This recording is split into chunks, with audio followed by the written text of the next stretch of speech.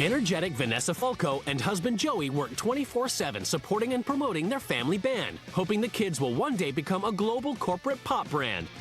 She swapped lives with laid-back Maury Samel, an activist who encourages her kids to use their voices to raise awareness on social issues and defy corporate America. For the first week, the wives must live by their new family's rules. Later, they get to make some changes. You insult my wife. It's the moment of truth. The wives are about to come face to face with their new husbands and children. I'm Bronson. Nice to meet you, Bronson. Nice to meet you, too. Hi, I'm Joey. Hi, Joey. And I'm John. John, Vanessa, nice to meet you. Let me tell you what we're about with this house. This is a real rock and roll house. We just landed 2 major recording contracts and a TV sitcom. We had a concert tonight, probably in front of 3,000 or 4,000 people. So we have to go out and have a great show. He's loud, he's extreme, he's, pushy, but that's what Italian people are like. I am a rock and roll mom. Wow. We have a family band together. You've got a lot going on over there. We're a little more laid back over here. Absolutely. Yes, I get the feeling. Yeah, I we're totally a little more get laid the back feeling. over here. The children's posture, just kind of laying back, says a lot about their whole lifestyle. There's a certain way you hold yourself when you're talking to somebody, I believe. Vanessa must immediately take on the role of activist and head out with the family to an environmental rally.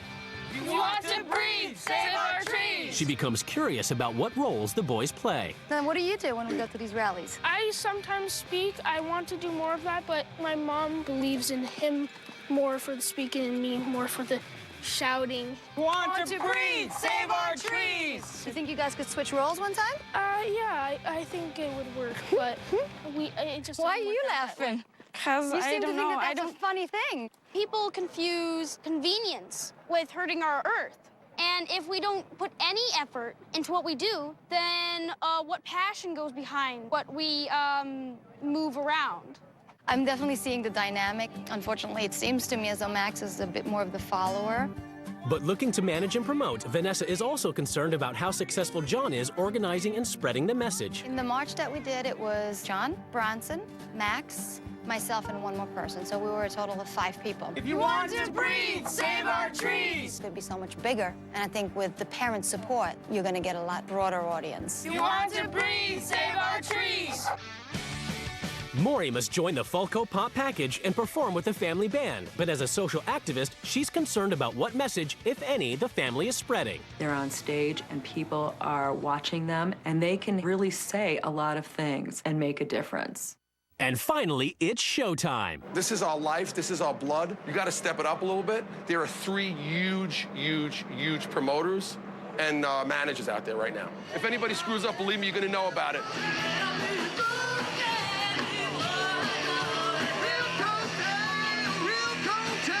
Joey wants to market his kids like a product. I wouldn't exploit my children because they're individuals and they're people. You don't treat them like livestock.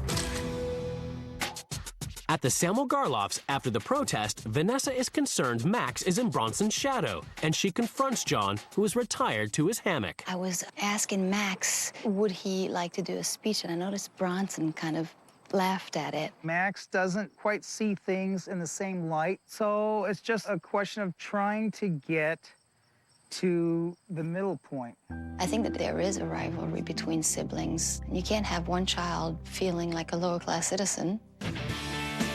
It's the first morning of the swap at the Fulcos. Maury's in charge and the kids are running late. And even worse, Jesse, whose hairstyle is attracting product sponsors, still hasn't had his hair done. How come you're not ready for school? I'm not done eating it. You're done eating. Go get ready. Hey, Maury, you got a sec? No. Well, you know what? You have to make a sec. I don't care if they're late at this point, but you can't go to school like this.